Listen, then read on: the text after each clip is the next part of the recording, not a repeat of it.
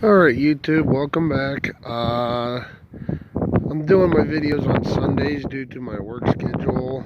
I clock in at like 5:15 and don't get out till 4, or depending on the schedule. But today I'm going to do a video on the first running tractor this farm had, and that is the Oliver 770 diesel.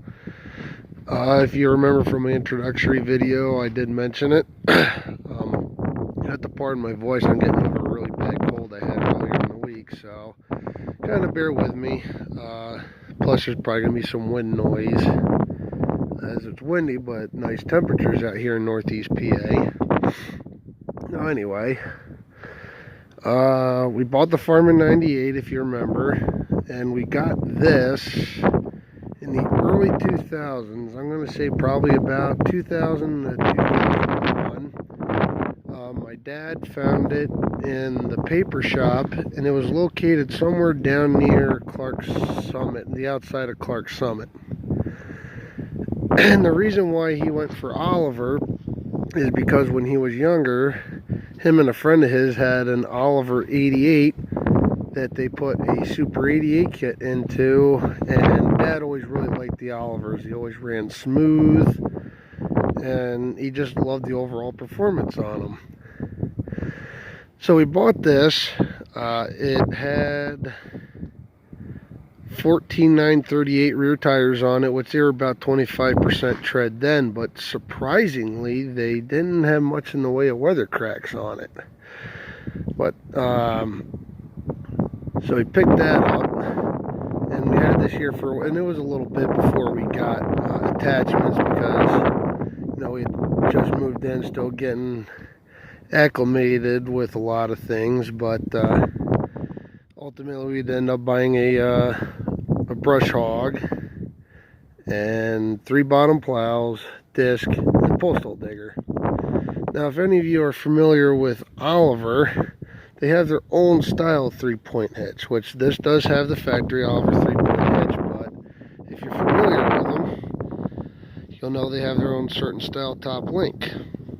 Well, Dad made that bracket right there to use a regular top link because of the post hole digger, and it works really well. We do have the original top link as well. It's in the top section, but it's pretty much bolting it on, so instead of playing with that hassle, we just leave it on there.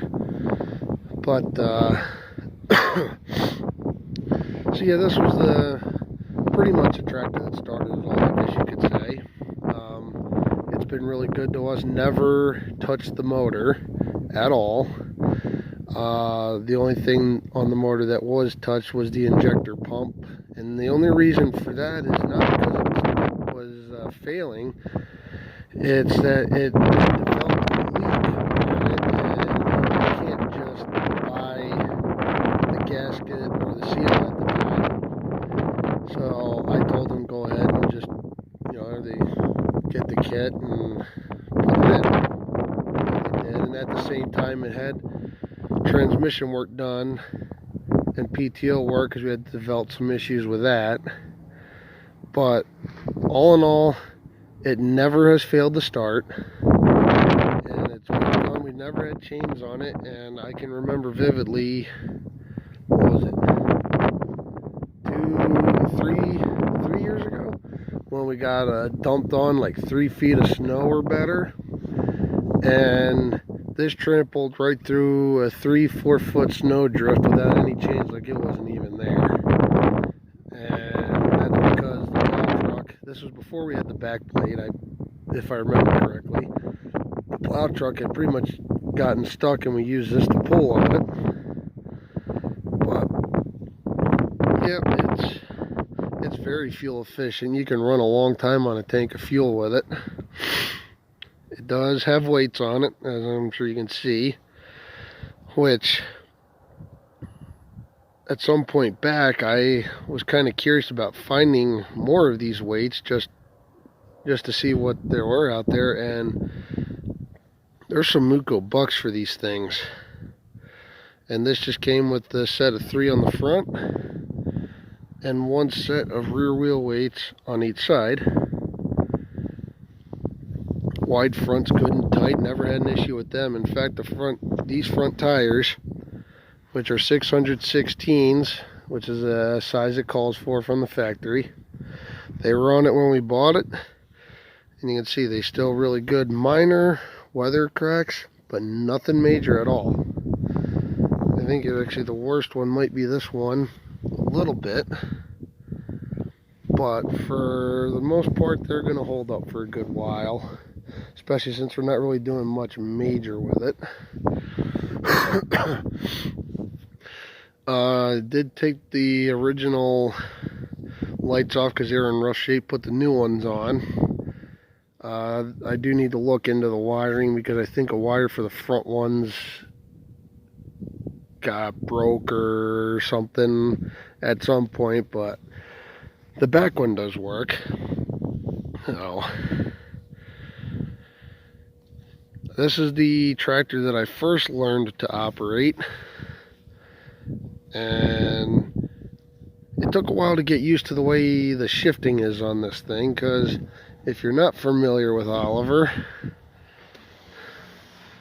if you can see that, it's got an H over H style pattern, and it took a little bit to get used to that. Now every tractor kind of has their own specific shift pattern that they have, but you know, once I got it figured out, it was no problem. I mean, I had the same thing when I learned to drive a Ford 5000 over at the one farm I was at, but then you kind of go through and you can do it no problem.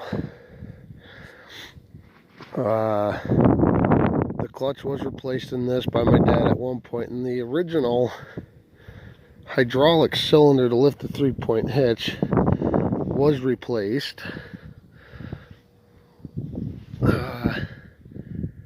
Because this originally had a hydroelectric cylinder, I believe is what they call it.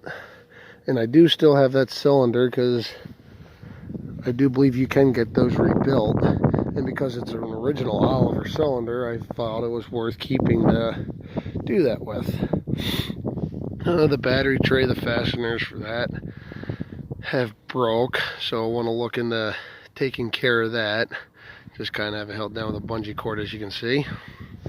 It has 1 set of hydraulic outlet remotes, which I did have new hydraulic lines put on because they were pretty chapped and in rough shape there a few years ago. But yep, this has done it all for pretty much the most part. Other tractors have come and gone, but this one always stayed. Like I said, the very first tractor this farm had was a John Deere B, and that's gone. And if I remember correctly, after I graduated school, I bought an Allis Chalmers D17 gas. That was here for a while. I had a Farmall H here as well, which I did find pictures of, which I can show in a later video. There was a 630 case diesel that my dad did buy, and that was a pretty good tractor, but Mom was going out for surgery at the time, so Dad ended up selling that one to cover anything that would need to be paid for while she was out of work for a while. And I had a 460 here and another Farmall H, and then now I got the other ones here. But yeah, this tractor's been good to us. Can never say one bad word about it.